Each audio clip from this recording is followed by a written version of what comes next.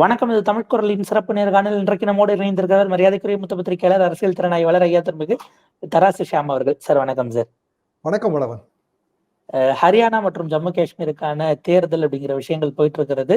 இதுல எதிர்பார்க்கப்பட்டது அப்படியே ஸ்விஃப்ட் ஆயிடுச்சு. ஆனா எக்ஸிட் போல்ஸ்ல அங்க தொங்கு அப்படின்னாங்க ஜம்மு காஷ்மீர்ல, இங்க கிட்டத்தட்ட சுனாமிக்கு முந்தின ஸ்டேஜ் அப்படின்னாங்க காங்கிரஸுக்கு. அப்படியே மாறி இருக்கிறது. முதல்ல ஹரியானாவினுடைய இந்த ஏர்லி ட்ரெண்ட்ஸ் எப்படி பாக்குறீங்க சார்? ஹரியானா பாலிடிக்ஸ் ரொம்ப அலாதி. நான் அங்கே வேலை பார்த்துருக்கிறேன். பஞ்சாப், ஹரியானா 2 ஸ்டேட்டுக்கு சேர்த்து, part of Rajasthan also. Haryana politics எப்போவுமே ஃபார்மர் பாலிடிக்ஸ் தான். பல இடங்களில் நீங்கள் என்ன பார்க்கலாம்னா, நகர்ப்புறங்கள் மைக்ரேஷன் நோக்கி வரும் இல்லையா, கிராமப்புறங்கள்லேருந்து நகர்ப்புறங்களுக்கு வரும், urban migration. Haryana reverse, rural migration. நகர்ப்புறங்கள் அதிகமாக இருந்த அடர்த்தி, ஜனத்தொகை அடர்த்தி இப்போ கிராமப்புறங்கள் அதிக அடர்த்தின்னு காட்டுது. காரணம் நிறைய பேர் விவசாயத்துக்கு திரும்புறது, அது ஒரு முக்கிய காரணம். ஹரியானாக்காரங்க பெரும்பாலும் பிற மாநிலங்களில் பணியாற்றுவது ரொம்ப குறைவு. தொடர்ந்து பார்க்கலாம். ஹரியானா எப்போதுமே அவங்க அந்த உடற்பயிற்சி, தேகக்கட்டு, அப்புறம் இராணுவத்தில் பணி, விவசாயத்தில் தீவிர ஆர்வம். பஞ்சாப் அப்படிதான். பஞ்சாப்லேயும் அதே இது பார்க்கலாம் நீங்கள். அப்போ பஞ்சாப், ஹரியானா 2 ஸ்டேட்டோட பாலிடிக்ஸும் டெல்லி பாலிடிக்ஸோட சேர்ந்தது. அப்போ இதில் பிஜேபியா காங்கிரஸா ரொம்ப ஏர்லி ட்ரெண்டு. நீங்கள் சொல்கிறது சரிதான். இப்போ நம்ம அதை கணிக்க முடியாது. காங்கிரஸுக்கு வாக்கு சதவீதம் அதிகமாக இருக்கும். அது நான் அப்படி தான் அதை யூகிக்கிறேன். 500 ஓட்டு 750 ஓட்டு இதுக்குள்ளே தான் டிஃபரன்ஸ் வருது. கிட்டத்தட்ட நம்ம பேசிகிட்டு இருக்கிறப்ப 3.5 சுற்று முடிஞ்சிருச்சுன்னு வச்சுக்கலாம். இன்னும் ஒரு 14 சுற்று 13 சுற்று பாக்கி இருக்கும். அப்போ என்ன வேணாலும் ஆகலாம் ரிசல்ட்டு. காரணம், ஒரு சிறிய ஓட்டு வித்தியாசத்தில் யார் வேணாலும் ஆட்சி அமைக்கலாங்கிற நிலைமை. இப்போ இது நேஷனல் பொலிட்டிக்கல் சீனில் என்ன மாறுதலை ஏற்படுத்துங்கிறதா நம்ம பார்க்கணும். பிஜேபி, காங்கிரஸ் 2 கட்சியிலுமே சீஃப் மினிஸ்டர் ஆஸ்பிரண்ட் நம்பர் ரொம்ப ஜாஸ்தி. காங்கிரஸை பொறுத்த வரைக்கும் அவங்க தலித் பாலிடிக்ஸ், பட்டியலினத்தோர் பாலிடிக்ஸு. செல்ஜா நரசிம்மராவ் ஆட்சி காலத்திலேருந்தே அவங்க நேஷனல் லெவலில் இருக்காங்க. மன்மோகன் சிங் ஆட்சி காலத்தில் ஒரு பவர்ஃபுல் மினிஸ்ட்ரியில் அவங்க மந்திரியாக இருந்தாங்க. 60+ காங்கிரஸோட ஆஸ்பிரண்ட், அவங்க சிஎம் ஆஸ்பிரண்ட்டு. புபீந்தர் ஹூடா, அவர் 77. I am neither tired nor retired அப்படின்னு நேற்று அவர் ரொம்ப பிரமாதமாக சொன்னார். 77 வயசு தான். ஸோ தேர்தல் முடிவுலாம் வரதுக்கு முந்தையே டெல்லியில் போய் எல்லாரும் சதுரங்க காய்களை நகர்த்த ஆரம்பிச்சிட்டாங்க. பிஜேபிலையும் அது பொருந்தும். பிஜேபி ஒரு மத்திய அமைச்சரே நான் தாங்க சிஎம் கேண்டிடேட்னு சொன்னார். பிரசன்ட் சிஎம் சைனி தான் திருப்பி சிஎம். பிஜேபி ஜெயிச்சா அவர் தான் சிஎம்ங்கிற பேச்சு இருந்துச்சு. இன்றைய தேதிக்கு சைனி கொடி உயரத்தில் பறக்கிறது, அது பட்டம் உயரத்தில் பறக்கிறது. நாளைக்கு எப்படி வரும்னு சொல்ல முடியாது. இப்பெல்லாம் பிஜேபி தலைவர்களே பேசுறது தான். ஸோ 2 கட்சியிலையும் அந்த உட்கட்சி பூசல் ரொம்ப அதிகம். அப்போ ஹரியானா பாலிடிக்ஸில் யார் ஆட்சிக்கு வந்தாலும் திருப்பி ஃபார்மர் ஓரியன்டான பல விஷயங்களை முன்னெடுக்க வேண்டிய கட்டாயத்துக்கு போவாங்க. ஏற்கனவே பிஜேபியில் கங்கனா ராவத் 3 சட்டங்கள் திரும்ப பெற்றதே தப்பு, அதமா மேதாவியாக பேசினாங்க. 3 சட்டங்கள் திரும்ப பெற்றது தப்பு, திருப்பி 3 சட்டங்களை கொண்டு வரணும்னு சொல்லி அவன் வச்சு செஞ்சான். அது நம்ம எல்லாருக்குமே தெரியும். அப்புறம் அவங்க பேக் அடிச்சாங்க. பெரிய தேசிய தலைவர் மாதிரி தெரியாத விஷயங்கள் எல்லாம் கருத்து கூறுவதில் ரொம்ப புகழ்பெற்று இருப்பது கங்கனா தான். சினிமா ஸ்டாருங்கிற அந்த அந்தஸ்தை பயன்படுத்திக்கிட்டு அவங்க சொல்ற கருத்துக்கள் எல்லாமே சொந்த கட்சிக்கே வேட்டு வைக்கும். கடைசியில் 500 ஓட்லையோ 750 ஓட்லையோ பிஜேபி பல தொகுதிகளில் தோத்துச்சுன்னா அது காரணம் கங்கனா சொன்னதா இருக்கும். என்னன்னா அந்த ஃபார்மர் பாலிடிக்ஸ், அந்த மாதிரியான பாலிடிக்ஸ். ஹரியானாவை பொறுத்த வரைக்கும் ஹரியானா, டெல்லி 2 நீங்க ஒன்னா தான் பார்க்கணும். ஏன்னா டெல்லி முடிகிற இடம் எது, ஹரியானா துவங்குற இடம் எதுன்னே கூட சமயத்துக்கு தெரியாது. குர்காவுன் ஏரியால ரோடெல்லாம் போடல, மழை வந்தா தண்ணி நிக்குது, காரணம் நான் தானே என்னை குற்றம் சாட்டுறாங்க. ஆனா யாரு உண்மையாவே அந்த முனிசிபல் அட்மினிஸ்ட்ரேஷன், இப்படி பிஜேபி தலைவர்களே தான் பேசுறாங்க. ஸோ ஹரியானாக்குள்ள இருந்து டெல்லி வர முடியாதபடி தடுக்கிறது, இல்ல போராட்டக்காரர்கள் முன்னேற முடியாதபடி முள்வேலி போடுறது, இதெல்லாம் தான் அந்த பாலிடிக்ஸோட ஒரு அம்சம். ஏராளமான விவசாயிகள் உயிரிழந்திருக்கிறாங்க. அதுவும் ஹரியானா வாக்காளர்கள் மனதில் வைத்திருப்பாங்க.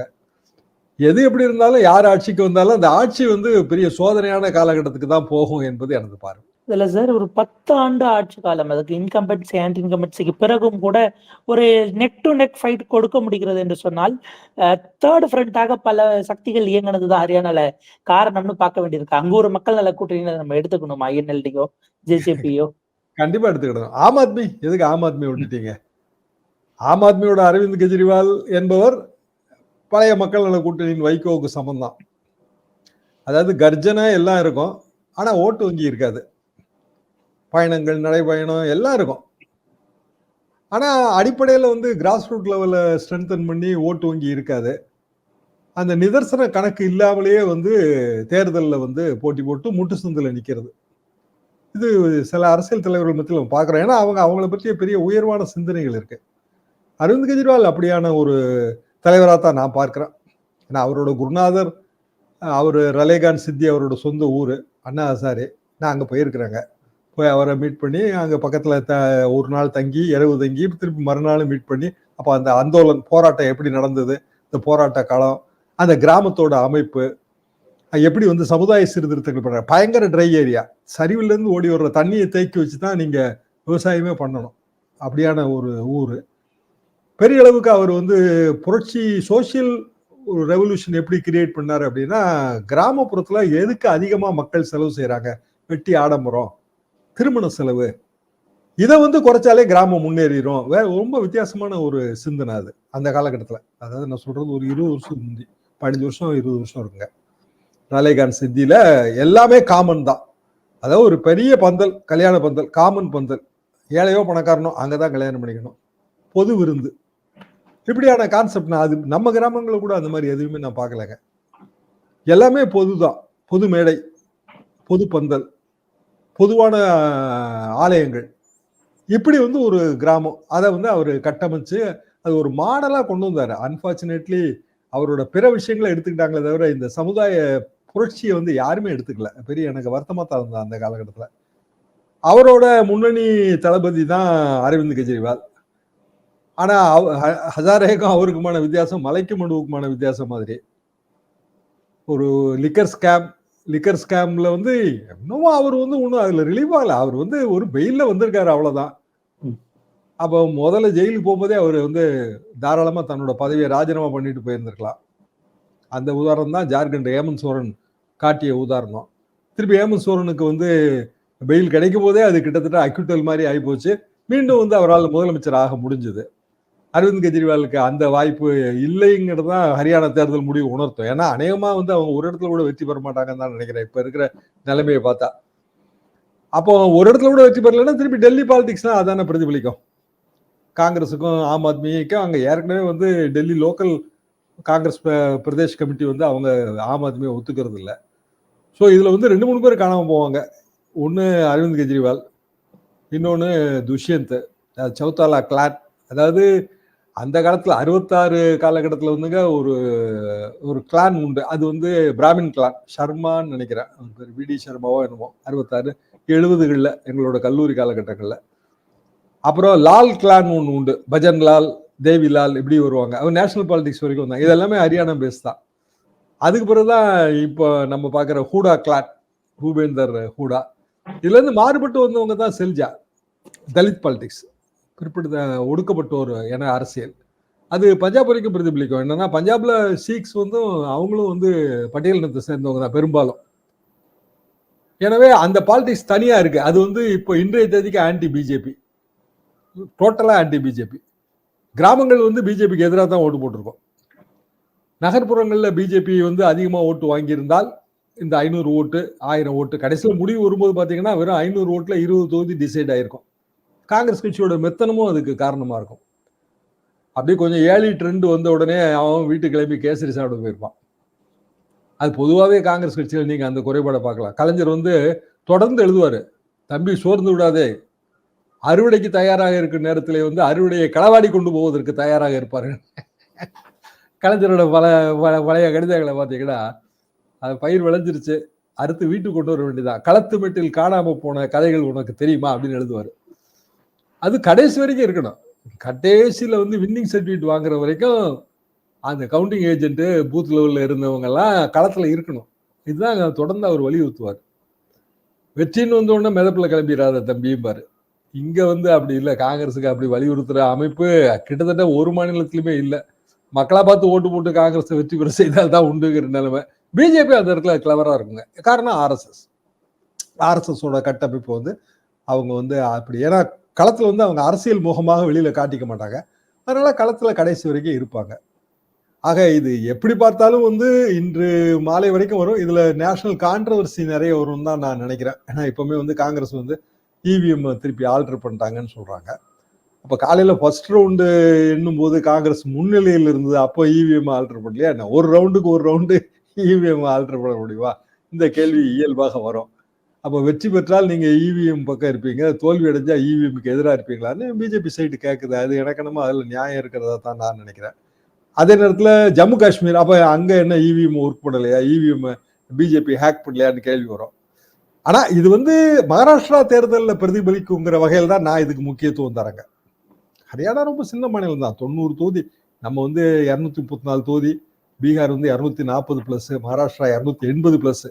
ஸோ ஹரியானா தேர்தல் ரிசல்ட்டுங்கிறது மகாராஷ்டிராவில் பிரதிபலிக்கும் போது ஹரியானா தேர்தலில் எங்கெல்லாம் கோட்டை விட்டாங்களோ அங்கெல்லாம் வந்து மகாராஷ்டிரா தேர்தலில் அதை ஈடு கட்டுவாங்க. அப்படி பார்க்கலாம். இன்னொன்று, மகாராஷ்டிரா தேர்தலில் ஒரு பெரிய ஆர்எஸ்எஸ் மாதிரியான இன்னொரு சக்தியாக சிவசேனா இருக்கும். உத்தவ் தாக்கரே தலைமையிலான சிவசேனா இருக்கும். மகாராஷ்டிரா, ஜார்க்கண்ட் அந்த மாநில தேர்தல் முடிவுகளுக்கான ஒரு கட்டியமாக நம்ம இதை பார்க்கலாம். நீங்க குறிப்பிட்ட இந்த 3 விஷயங்களும் இப்ப அப்டேட்ஸ்ல இருக்கு. இந்த ரூரல் பகுதிகளில் காங்கிரஸ் அப்படிங்கிறது ஒரு ஸ்வீப்பை நோக்கி நகர்ந்துட்டு இருக்கிறத பார்க்க முடியுது. தலித்துகள் ஒட்டுமொத்த கன்சாலிடேஷனாவே கிட்டத்தட்ட காங்கிரஸ் நோக்கி நகர்ந்திருக்கிறார்கள் அப்படிங்கிறதும் பார்க்க முடியுது. அதே போல ஆர்எஸ்எஸ் இந்த 3 நாள் மீட்டிங் நடந்தது இல்ல கேரளால, அதுக்கு பிறகு கேண்டிடேட் செலக்ஷன்லயே ஹரியானால ஒர்க் பண்ணாங்க அப்படின்னு எக்ஸ்டென்சிவான ஆர்டிகல்ஸையும் நம்மளால பார்க்க முடியுது. ஸோ ஒரு 240 அப்படிங்கிற அந்த பின்னடைவுக்கு பிறகு பாஜக பாடம் படித்துக் கொண்டு கோர்ஸ் கரெக்ஷன் பண்ணிருக்கு அப்படிங்கறத நம்ம இந்த ஹரியானால இருந்து பாஜக வந்து அவங்களோட அட்வான்டேஜ் என்னன்னா எப்பவுமே அவங்க கோர்ஸ் கரெக்ஷன் பண்ணிட்டே இருக்காங்க. நீங்க தொடர்ந்து அதை பார்க்கலாம். பாஜக எதிர்ப்பு, பாஜக ஆதரவுங்கிற மனநிலையை தாண்டி ஒரு டெமோக்ரஸி, அந்த டெமோக்ரஸில ஃபங்க்ஷனிங் ஆஃப் பொலிட்டிக்கல் பார்ட்டிஸ், அப்படி நம்ம பத்திரிகையாளர்களை பார்த்தோம் அப்படின்னா ஒரு பொலிட்டிக்கல் பார்ட்டியோட நெட்வொர்க் என்ன, களத்துல வந்து அந்த மிஷினரியை எப்படி வெல் ஆயில்டா வச்சிருக்காங்க. தேர்தல் இல்லாதப்பவும் அந்த மிஷினரிக்கு நீங்க ஆயில் ஊத்தணும்ல. ஒரு வருஷம் கழிச்சு உங்க மோட்டார் சைக்கிளை ஸ்டார்ட் பண்ணீங்கன்னா அது ஓடிடுமா? இல்ல காரை தான் ஸ்டார்ட் பண்ணா ஓடிடுமா? பேட்டரி டவுன் ஆயில கிடக்கும். அப்போ அந்த இடத்துல வந்து பிஜேபி பிற கட்சிகளுக்கு ஒரு மாடல் தான் நான் எப்பவுமே நினைப்பேன். என்ன காரணம் அப்படின்னா அவங்களோட தேர்தல் மிஷினரியா இருக்கட்டும், கட்சி அமைப்பா இருக்கட்டும், அவங்க எப்போதுமே தயார் நிலையில வச்சிருப்பாங்க. இந்த தேர்தல் முடிஞ்ச அன்னைக்கே வந்து அடுத்த தேர்தலுக்கு தயாராயிருவாங்க. பிஜேபியை 240க்கும் கீழே கொண்டு போயிருக்கலாங்க. நம்மளே வந்து உங்களோட இன்டர்வியூகளே நிறைய அதை பத்தி நம்ம பேசணும். 200க்கு கீழே கொண்டு போனா மட்டும்தான் நான் பிஜேபி கவர்மெண்ட்டுக்கான வாய்ப்பு இருக்குன்னே நான் சொன்னேன். நான் 220 to 240 எதிர்பார்த்தேன், 240 தான் வந்துச்சு. ஆனா 200க்கு கீழே கொண்டு போயிருக்கலாம். நீங்க தேர்தல் முடிவுகளை அனலைஸ் பண்ணி பார்த்தோம்னா, மக்களவை தேர்தல் முடிவுகளை அனலைஸ் பார்த்தோம்னா, சொற்ப வாக்கு வித்தியாசத்துல ஏராளமான தொகுதிகளை வந்து இந்தியா கூட்டணி பறி கொடுத்திருந்தது. அப்போ அந்த இடத்த இவங்க இன்னும் பாடம் கற்றுக்கல. பிஜேபி என்பது அவங்க வந்து அவங்களோட கட்சியை கட்டுக்கோப்பா வச்சிருக்கிறாங்க, அசுர பலத்தோடு இருக்காங்க. 10 வருஷம் ஆட்சி, இப்ப ஆட்சி தொடருது. அப்போ Modi with Modi or without Modi, with Amit Shah or without Amit Shah, BJP எப்போதுமே இப்படிதான் இருக்கும். ஏன்னா அது வாஜ்பாய் காலத்துல இருந்து பாக்குறேன், அத்வானி அவர்கள் காலத்துல இருந்து பாக்குறேன், 2009 அத்வானி கேம்பெயினுக்கே நான் ஒர்க் பண்ணி கொடுத்துருக்கேன். இப்போ எப்பவுமே அவங்க கரெக்டா இருப்பாங்க இதுல. அது காங்கிரஸ் வந்து அந்த இடத்துல எப்போதுமே வீக்கா இருக்குன்னு தான் நான் நினைப்பேன். காங்கிரஸ் ஜெயிச்சா அது ஏதோ தர்மத்துக்கு ஜெயிச்ச கதைங்க. மக்களா பார்த்து கொடுக்கணும், அள்ளி எடுக்கணும் ஓட்டெல்லாம், அப்பதான் அது ஜெயிக்கும். அது முதல்ல இருந்தே அப்படிதான் இருக்கு காங்கிரஸ் கட்சி. மகாத்மா காந்தி காலத்துல இருந்து, நேரு காலத்துல இருந்து அப்படிதான் இருக்கு. இன்னமும் அது வந்து ஒரு பெரிய டெமோக்ரஸிய நல்ல சுழற்றக்கூடிய ஒரு கட்டுக்கோப்பான ஒரு மாடர்ன் பொலிட்டிக்கல் பார்ட்டியா இருக்காங்கிறதுல எனக்கு சந்தேகம் உண்டுங்க. பொலிட்டிக்கல் மேனேஜ்மெண்ட்ல வந்து மாடர்னிட்டி ரொம்ப முக்கியம் இல்லையா? ஸ்மார்ட்னஸ், பொலிட்டிக்கல் ஸ்மார்ட்னஸ், அது காங்கிரஸ்ட எப்பவுமே மிஸ்ஸிங். ஹரியானா தேர்தல் முடிவுகள் அதை உணர்த்துதா என்னன்னு எனக்கு தெரியல. ஏன்னா இன்னமும் பொறுத்திருந்து பார்க்க வேண்டியது இருக்கிறது. ஆனால் இதுல இருந்து கற்றுக்கொள்கிற பாடம் வந்து மகாராஷ்டிரா தேர்தலுக்கு உதவியாக இருக்கு. ஏன்னா அது ரொம்ப முக்கியமான ஒரு தேர்தல். இந்தியாவோட மிகப்பெரிய மாநிலம், எக்கனாமிக் கேபிட்டல், ரொம்ப முக்கியமான ஒரு தேர்தல். அப்படி நம்ம பார்க்கணும். மற்றபடி காங்கிரஸுக்கு ஒரு அட்வான்டேஜ் கிடைச்சிருக்கு. என்னன்னா தலித் கன்சாலிடேஷன், ஒடுக்கப்பட்டோர் அவர்களோட ஓட்டு வங்கி. அதனாலதான் அந்த பிற்படுத்தப்பட்ட ஒரு ஓட்டு வங்கியில பிஜேபி சரி ஒரு ஆதரவு நிலைப்பாடு தெரியுது. அது இந்துத்துவ ஆதரவுன்னு பிஜேபி தப்பா கால்குலேட் பண்ணக்கூடாது. பிஜேபி வந்து இப்பவும் வந்து கோர்ஸ் கரெக்ஷன் இந்துத்துவால பண்ணணும். ஹரியானால பாத்தீங்கன்னா மாநிலத்தோட பேர்ல தான் ஹரி இருக்காரு. ஆனா அங்க எப்பவுமே கிடையாதுங்க. எப்போதுமே வந்து அது இந்துத்துவாலாம் அங்க கிடையாது. நான் இருந்த காலகட்டத்திலுமே கிடையாது. இப்பவுமே கிடையாது. ஒரு மத்திய பிரதேசத்துல இருக்கிற மாரியோ, இல்ல உத்தரகாண்ட்ல இருக்கிற மாரியோ, அந்த மாரி உணர்வுகள்லாம் அங்க கிடையாது. அது ஈவன் தோ அது ஒரு ரூரல் ஸ்டேட்டா இருந்தா கூட, ஒரு 30 வருஷத்துக்கு முன்னாடியே மாடர்னிட்டி உண்டு. பஞ்சாப் அப்படிதாங்க. பஞ்சாப் ரொம்ப மாடர்னிட்டி உண்டு. ஆனா, ஒடுக்கப்பட்டோர் ஓட்டு வங்கிய கன்சாலிடேட் பண்றது மகாராஷ்டிரா தேர்தலுக்கு நல்லது. தலித் ஓட்டு வங்கி மகாராஷ்டிரா தேர்தல்ல பெரிய அளவுக்கான ரோல் வகிக்க போகுது. அப்போ மராத்தி ஓட்டு வங்கியவும், தலித் ஓட்டு வங்கியும் அங்க சேர்க்க முடிந்தால், அது வந்து பெரிய வெற்றிகளுக்கு வழிவகுக்கும். அப்ப இந்த தேர்தல், ஹரியானா தேர்தல் முடிவுகள் காங்கிரஸ் கட்சிக்கு அந்த பாடத்தை உணர்த்தணும் என்பது எனது பார்வை. ஏன்னா இப்ப பிஜேபி கிடைப்பது ஹிந்துத்துவா ஓட்டுல counter consolidation for Dalit votes அப்படின்னு நான் அதை புரிஞ்சுக்கலாம் இல்லைங்களா? அப்படித்தான் நம்ம புரிஞ்சுக்கிடணுங்க. கண்டிப்பா சார். இப்ப ஜம்மு காஷ்மீர்ல கிட்டத்தட்ட 50 கடந்து கூட்டணியாக போய் கொண்டிருக்கிறார்கள் அப்படிங்கிறத பார்க்கும் பொழுது, அங்க பிரதானமாக நேஷனலிஸ்ட் கான்ஃபரன்ஸ பிரதானப்படுத்துறதுனால இந்தியா கூட்டணியாக அந்த வெற்றி கிடைத்திருக்கிறது என்றால், உத்தவ ஒரு ஃபேஸா வச்சு மகாராஷ்டிரால எடுப்பது என்பது கை கொடுக்குமா? இந்த விக்டரிஸ் வந்து இங்க ஒருவேளை காங்கிரஸ்க்கான பின்னடைவு ஏற்படும் பட்சத்தில், அங்க சீட் ஷேர்ல உத்தவ் ஒரு அப்பர் ஹேண்ட் எடுப்பாரா நிறைவா? உத்தவ் தாக்கரேய முன்னிலைப்படுத்தி கொண்டு போறதாங்க மகாராஷ்டிரா பாலிடிக்ஸ்க்கு நல்லது.